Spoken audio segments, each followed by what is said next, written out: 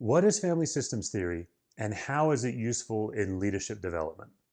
Okay, well, that's a huge question. Family systems theory has been going on for about 70 years now. It was founded in the 1950s by a psychiatrist named Murray Bowen, and then it has been taken all different directions since then.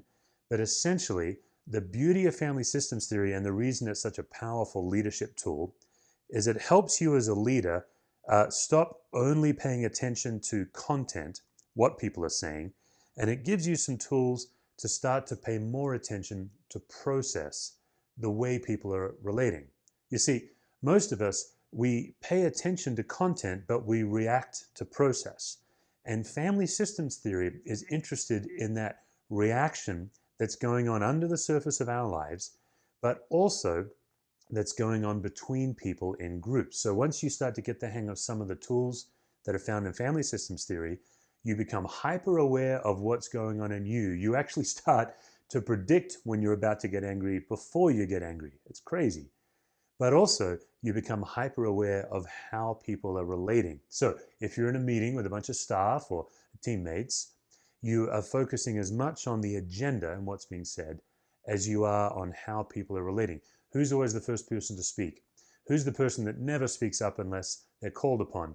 Who's the person that always has the meeting after the meeting? Like they didn't say anything in the meeting, but then after the meeting, now they have their own meeting, right? Even now, as you're listening to this, you might have some names in mind because you know this stuff, but family systems takes this intuitive knowledge you already have and gives you language, tools, and a pathway to help you do something about it.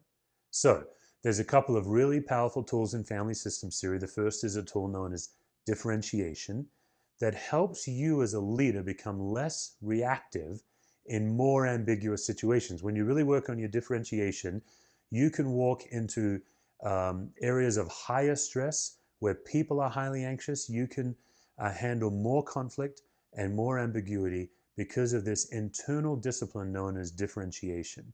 That's one really powerful tool in systems theory. The other powerful tool that I think is a game changer for leaders is a tool called second order change. This is a side of family systems theory that isn't really well known. You might be watching this video and you might be familiar with Bowen and Friedman and Roberta Gilbert and some of the people that have really moved systems theory down the road. But there's this whole other side with solution-focused therapy and cybernetics that studies the nature of problems, how problems are formed, how our best attempt to solve the problem actually makes the problem worse, and then how, knowing that, you can actually resolve a problem. And I think it's this cybernetics, this second order change, that's the real game changer for leaders, because a leader can now learn to notice these patterns. Then they can start to notice when these patterns are recurring and predictable and chronic. And then they can start to pay attention to both what everyone's attempted solutions are, but also their own complicity in the problem. And then through some study of family systems theory, they can start to offer ways to break free. Second order change. This is a new reality. This is a stuck pattern that is now broken free. This is a chronic toxic system that's now broken free. That's a big claim, but that's what second order change does. And I've been practicing second order change both in my family and also in my organizations that I lead for 20, 25 years. First order change is people's attempt to change a system that doesn't really change anything. So, systems theory, you can chase Murray Bowen, you can chase Edwin Friedman. There's probably even a lot of resources on video.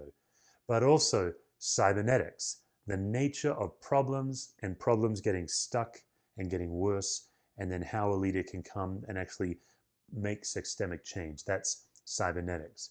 I have a whole chapter on this in my book. You can also go to my website for more information about that, some video resources, and other resources as well.